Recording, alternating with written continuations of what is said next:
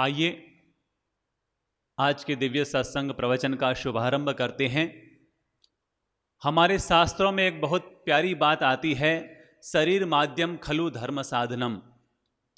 ये शरीर ही धर्म को करने का सबसे बड़ा साधन है।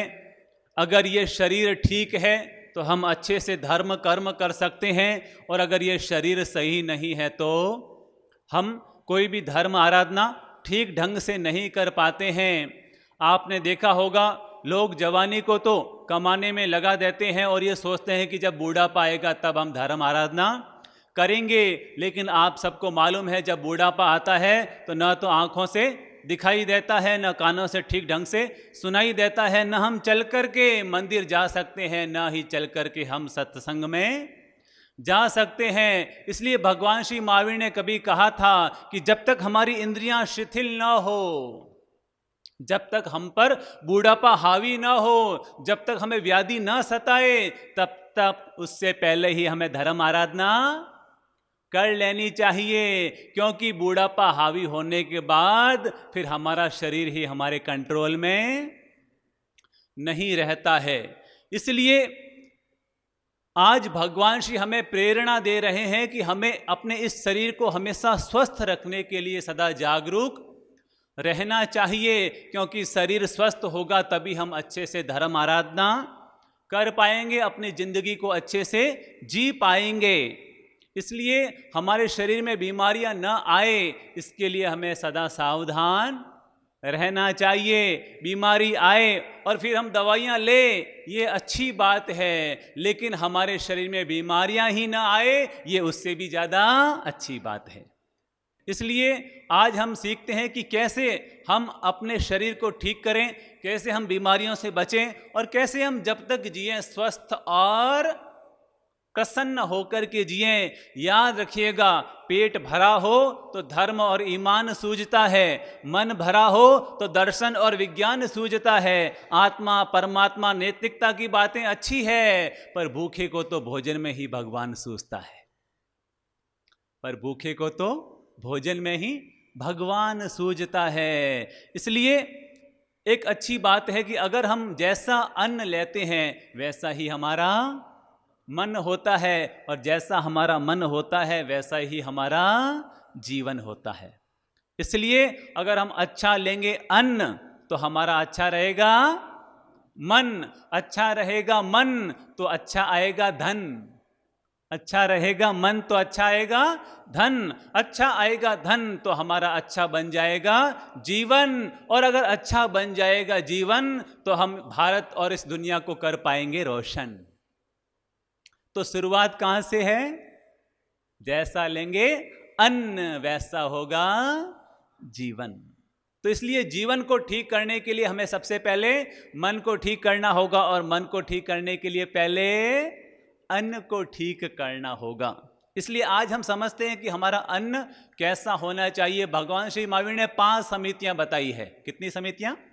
5। सबसे पहले इरिया समिति, यानी विवेक पूर्वक चलना चाहिए। नंबर 2 भाषा समिति, यानी विवेक पूर्वक बोलना चाहिए। तीसरी है ऐष्णा समिति, यानी विवेक पूर्वक खाना चाहिए। चौथी है आदान भंड मत निक्षेपणा समिति, यानी अपनी हर वस्तु को सावधानी पूर्वक उठाना और रखना चाहिए। और 5वीं है परिष्टापनिका समिति, यानी जो फेंकने जैसी चीजें हैं उनको भी विवेक पूर्वक फेंकना चाहिए।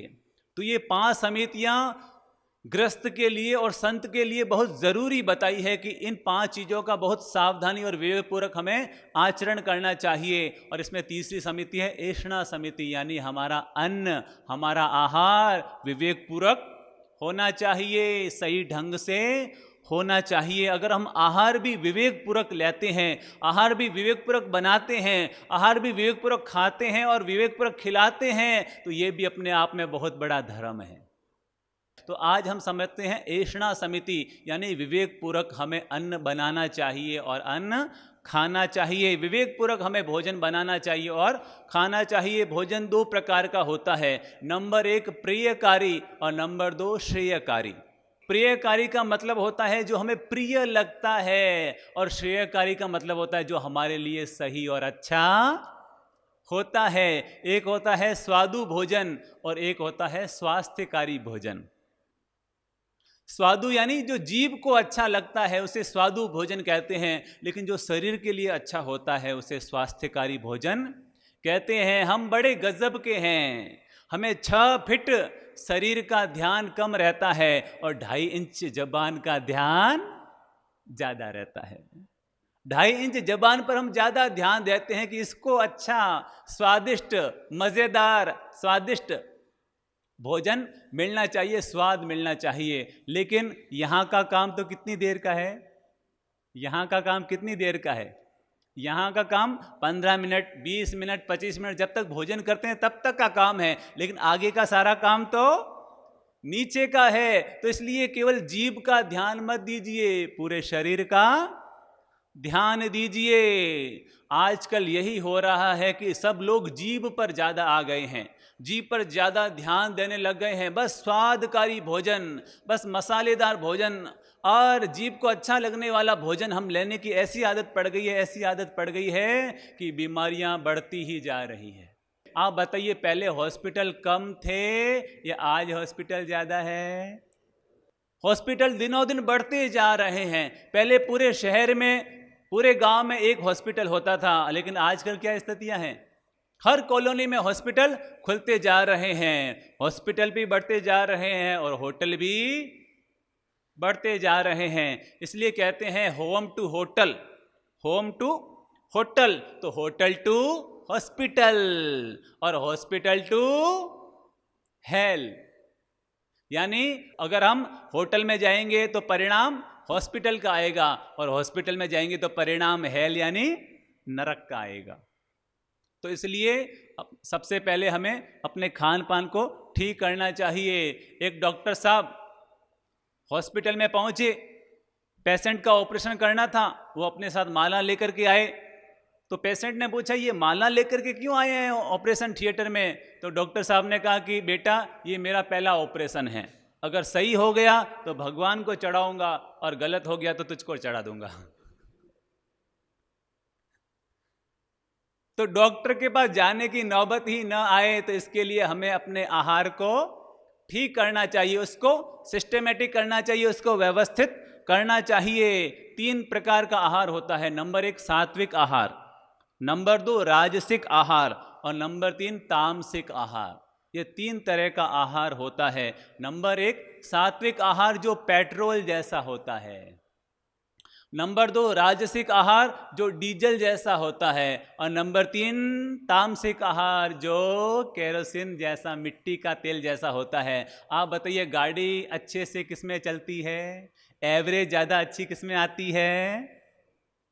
पेट्रोल वाली गाड़ी में। वो सुरक्षित भी ज़्यादा रहती है, चलती भी ज़्यादा है, एवरेज भी ज़्यादा देती है। तो अगर हम सात्विक आहार लेंगे तो हमारा शरीर अच्छा एवरेज देगा, हमेशा स्वस्थ रहेगा, शक्तिशाली बना हुआ रहेगा। सात्विक आहार का मतलब होता है सब्जी, रोटी, दाल, चावल, फ्रूट, सलाद, ये सात्विक आहार है। राजसिक आहार का मतलब है ज़्यादा घी, ज़्यादा तेल, ज़्यादा मिर्च, ज़्यादा मसाले, ज़्यादा चिकनाई वाले, यानी मिर्ची बड़े, दही बड़े, जलेबियाँ, राजभोग, बालूशाही, ये सब राजसिक भोजन है। और तामसिक भोजन जो दूषित होता है, दुर्गंधित होता है, बासी होता है, जो मांसाहार होता है, ये सब तामसिक भोजन में आता है। तो हमें राजसिक नहीं, तामसिक नहीं, सात्विक भोजन लेने की आदत डालनी चाहिए। जैसे अगर आपको मीठा खाना है, नमकीन खाना है, तो सप्ताह में 1 बार मिठाई का उपयोग कीजिए, सप्ताह में 1 बार नमकीन का उपयोग कीजिए। अगर रोज रोज अगर आप करेंगे तो आपके शरीर में बीमारियां बढ़नी शुरू हो जाएगी। ये हमारा जो शरीर है ना, इस शरीर की इतनी कैपेसिटी है, इस शरीर की इतनी कैपेसिटी है कि इसका 200 साल तक कुछ बिगड़ नहीं सकता है। कितना? 200 साल तक। देखो भगवान ने कितनी गजब की शरीर की व्यवस्था दी। हर चीज दो, आंखें दो, कान दो, हाथ दो, पांव दो, अंदर किडनी दो, हार्ट दो, फेफड़े दो, सब दो दो चीज़ें दी है और हर में इतनी ताकत है कि 200 साल तक उनका कुछ बिगड़ नहीं सकता है, लेकिन हम खान पान पर ध्यान नहीं देते हैं तो परिणाम ये आता है कि 30 साल होते, 40 साल होते, 50 साल होते होते तो पूरा शरीर ही जवाब देना शुरू कर देता है। किसी के ब्लड प्रेशर की बीमारी, किसी के डायबिटीज की बीमारी, किसी के मोटापे की बीमारी, किसी के हार्ट की बीमारी, किसी के कैंसर, किसी के एड्स, ये सब बीमारियां धीरे धीरे हमारे शरीर में आनी शुरू हो जाती है। कोई एक साथ बीमारियां नहीं पैदा होती है, धीरे धीरे जब हमारा खान पान गलत होता है तो धीरे धीरे अंदर विकृतियां पैदा होनी शुरू हो जाती है और धीरे धीरे धीरे धीरे करके एक दिन ये विकराल रूप धारण करके हमारे सामने प्रकट हो जाती है।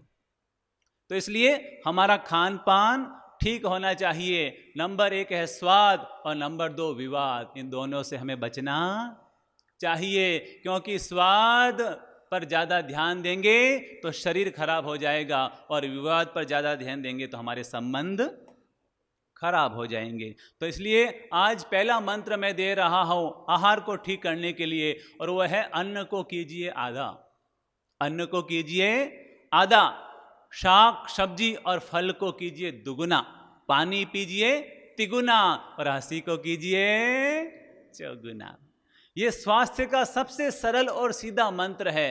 अन्न को करो आधा, यानी जो हम भोजन लेते हैं, अन्न खाते हैं, उसको हमें कम लेना चाहिए। उससे ज़्यादा सब्जी, उससे ज़्यादा फल फ्रूट, जूस, सूप, इसको उससे ज़्यादा लेना चाहिए। और पानी 3 गुना पीना चाहिए और हंसी को 4 गुना रखना चाहिए। अगर अपने जीवन में हम सदाबहार स्वस्थ रहना चाहते हैं तो पहला मंत्र है कम खाइए, दूसरा मंत्र है गम खाइए और तीसरा मंत्र है नम जाइए। तो हमारी जितनी कैपेसिटी है उससे थोड़ा सा कम खाने की आदत डालिए। एक दादाजी जिनकी 50वीं मैरिज एनिवर्सरी मनाई जा रही थी, सब लोग इकट्ठे थे और दादाजी बिल्कुल फिट, एकदम स्वस्थ, एकदम तरोताजा। तो एक सज्जन ने पूछा कि आप इस उम्र में भी इतने फिट और इतने तरोताजा, ये कैसे?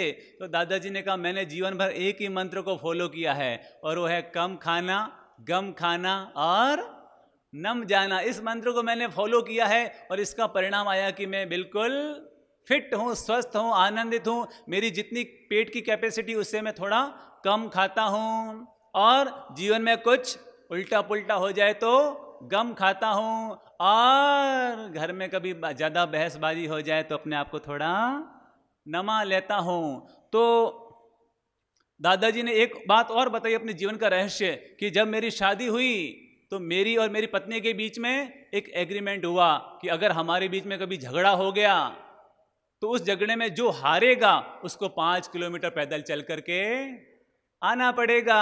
तो दादाजी ने बताया मैं जानबूझकर मैं ही हारता, जानबूझकर अपनी पत्नी से मैं ही हारता।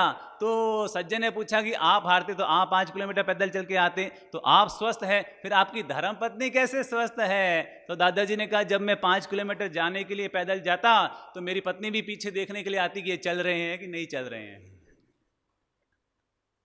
कहने का मतलब कम खाइए, गम खाइए और नम जाइए। तो पहला मंत्र है अपने जीवन में स्वाद की बजाय स्वास्थ्य पर ध्यान दीजिए।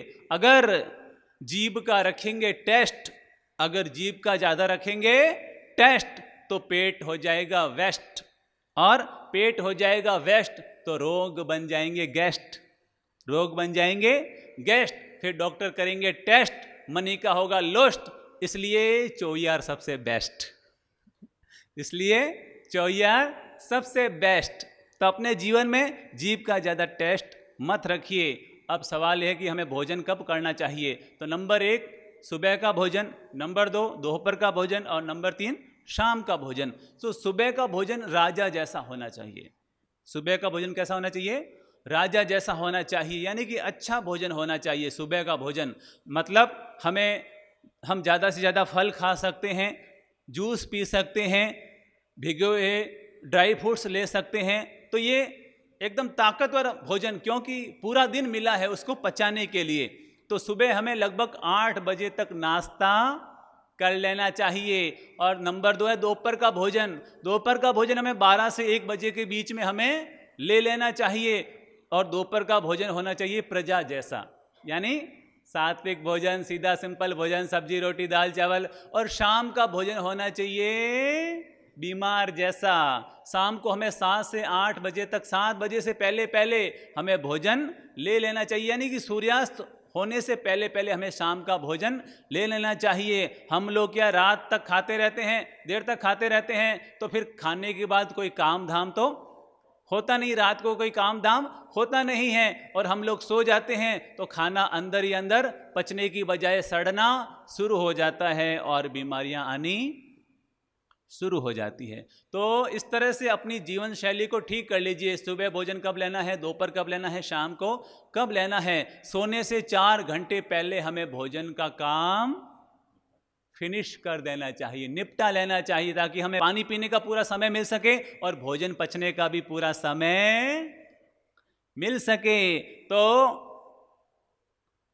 आजकल लोग क्या ज़्यादा खा रहे हैं, और ज़्यादा खाने का परिणाम क्या आ रहा है, सब लोग मोटे होते जा रहे हैं, वजन बढ़ता जा रहा है। तो है कि हमारा वजन कितना होना चाहिए, कोई बताएंगे हमारा वजन कितना होना चाहिए? हमारा वजन का एक फार्मूला है, हमारी जितनी हाइट है इंटू 12 कीजिए, हमारी जितनी हाइट है इंटू 12 कीजिए। जैसे हम 5 फीट के हैं, इंटू 12 यानी बराबर 60 किलो, 60 किलो हमारा वजन होना चाहिए। अगर उससे बहुत ज़्यादा है तो भी गलत है, और बहुत कम है तो भी गलत है। आज ही आप नाप लीजिएगा कि आपकी हाइट कितनी है और आपका वजन कितना है, उसके अकॉर्डिंग अपना वजन सेट कर लीजिएगा। तो नंबर 1, मोटापा बहुत ज़्यादा बढ़ता जा रहा है।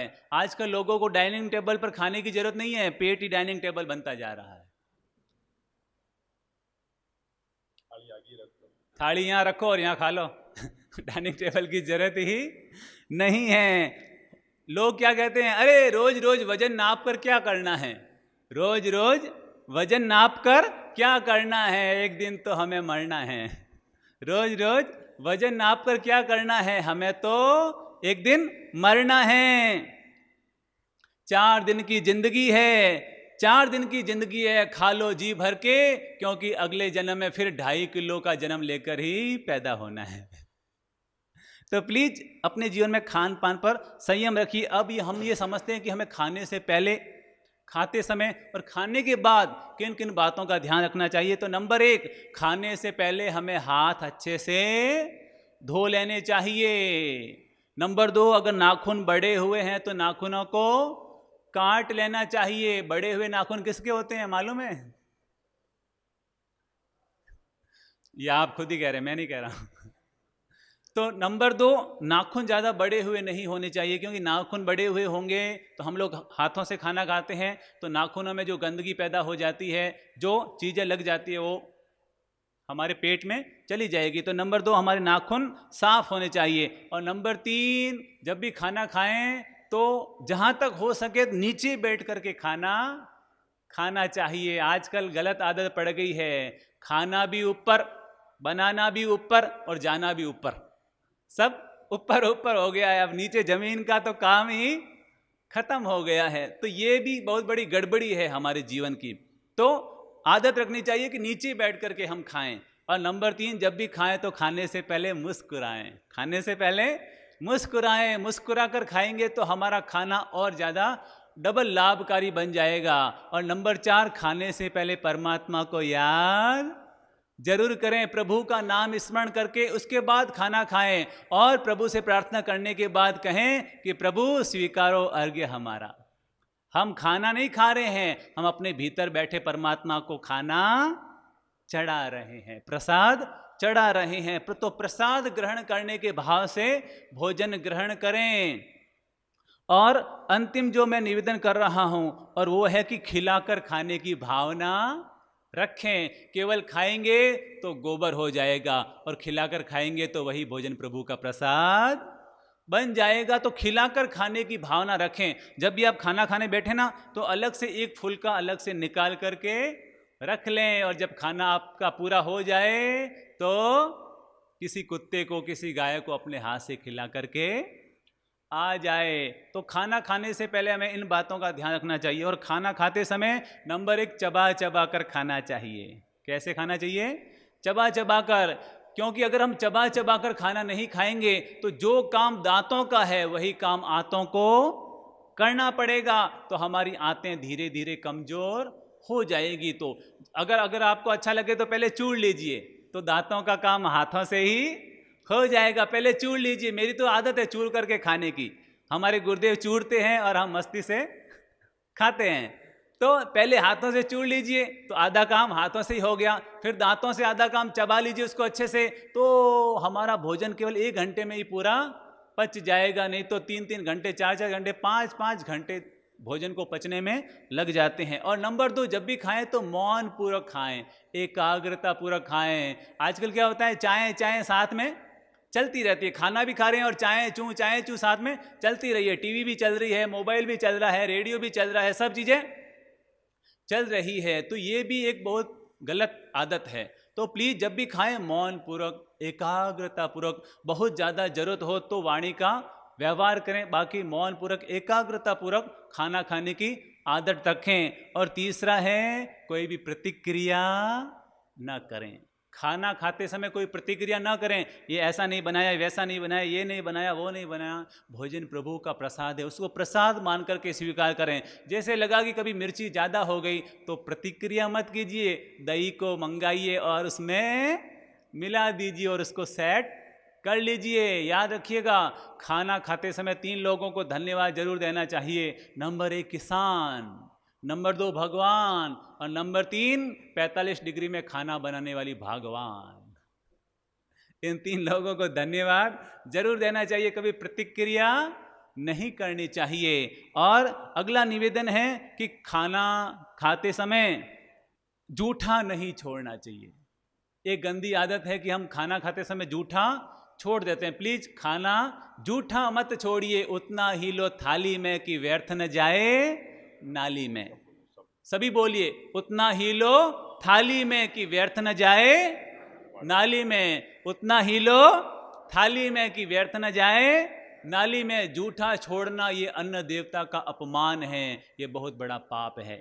इसलिए कभी भी जूठा मत छोड़िए, उतना ही लीजिए जितनी जरूरत हो। आजकल जब ब्याह शादियां होती है तो लोग ज़्यादा ले लेते हैं और फिर जूठा छोड़ देते हैं। ऐसा करके आप बहुत बड़ा पाप कर रहे हैं, बहुत बड़ा अन्न का अपमान कर रहे हैं। तो पहले से मन रखिए कि मुझे जूठा नहीं छोड़ना है, तो जूठा मत छोड़िए। और अंतिम निवेदन है कि खाना खाते समय पानी मत पीजिए। खाना खाते समय पानी मत पीजिए, क्योंकि खाना खाते समय पानी पीना जहर का काम करता है। अगर आपको लिक्विड की जरूरत है तो छाछ रख लीजिए, जरूरत है तो छाछ रख लीजिए, लेकिन पानी मत पीजिए। और खाना खाने के बाद जब भी खाना खा लें तो थाली अपने हाथ से धो करके रखने की आदत डालिए। हम लोग क्या करते हैं, खाना खा लेते हैं फिर थाली छोड़ देते हैं और उसमें कुछ अन्न चिपका हुआ रहता है, तो धीरे धीरे जीव जंतु, छोटे छोटे जीव जंतु आने शुरू हो जाते हैं और घर में दुर्गंध फैलती है, बीमारियां फैलती है। तो जैसे ही खाना खाया, धोते समय कितना समय लगता है, थोड़ा सा साबुन लगाया, सरफ लगाया, पानी से धोया और उल्टा करके रख दिया। फिर हमारी माताएं बहन जब उनको अच्छा लगेगा वो अच्छे से धो करके फिर रख देगी। लेकिन हमारी आदत छोड़ देते हैं, तो सुबह के बर्तन शाम को धुलते हैं, शाम के बर्तन आने वाले कल सुबह को धुलते हैं। ये बहुत गलत आदत है, इससे हिंसा का भी दोष लगता है और घर में बीमारियां भी फैलती है। और अगला निवेदन है, जब भी खाना खाएं तो खाना खाने के बाद प्रशंसा जरूर करें। जिसने खाना बनाया है उसकी तारीफ जरूर करें, अरे वाह क्या खाना बनाया, शानदार, मजा आ गया। तो अगर आपने 2 शब्द भी प्रशंसा के बोल लिए तो खाना बनाने में जो 3 घंटे की मेहनत हुई है ना, वो सारी मेहनत बिल्कुल अदा हो जाएगी, सारी मेहनत अदा हो जाएगी। तो प्रशंसा जरूर करें। और नंबर 4, खाना खाने के बाद 3 घंटे तक कुछ भी खाने की आदत ना रखें। ऐसा नहीं खाना खाया अब हम आधा घंटे के बाद कभी मुखवास खा रहे हैं, कभी वो खा रहे हैं, कभी वो खा रहे हैं। ये बीमारी का बहुत बड़ा कारण है। एक बार खाना खा लिया यानी कि लॉक, जैसे हमने खाना खाया तो अंदर हो गया लॉक। अगर हम फिर खाना खाएंगे तो फिर ढक्कन को वापस खोलना पड़ेगा और फिर हम खाना खाएंगे तो पहले जो खाने की जो प्रक्रिया चल रही है वो पूरी डिस्टर्ब हो जाएगी। तो इसलिए जब हम खाना खाने के बाद हमारे भीतर में अग्नि पैदा होती है और वो खाने को पचाने का काम करती है, और अगर हम फिर डालते रहेंगे तो वो अग्नि डिस्टर्ब हो जाएगी और फिर कभी एसिडिटी, कभी कब्ज, कभी ये कभी वो, 10 तरह की बीमारियां शुरू हो जाएगी। तो अगला निवेदन है, खाना खाने के बाद 3 घंटे तक कुछ भी खाने की आदत ना रखें, और पानी पीना है तो 1 घंटे के बाद आप पानी पी सकते हैं। तो अगर हम ये छोटी छोटी बातों का ध्यान रखते हैं तो मानकर चलिए हमारा खाना हमारे लिए वरदान बन जाएगा, हमारे लिए स्वास्थ्य का कारण बन जाएगा। नहीं तो यही खाना हमारे लिए बीमारियों का कारण बन जाएगा। तो ये मैंने छोटी छोटी बातें आप सबको निवेदन की है, आप इसका जरूर ध्यान रखिए। तो हमारा खाना खाना नहीं होगा, हमारा खाना भी प्रभु का भजन करना हो जाएगा।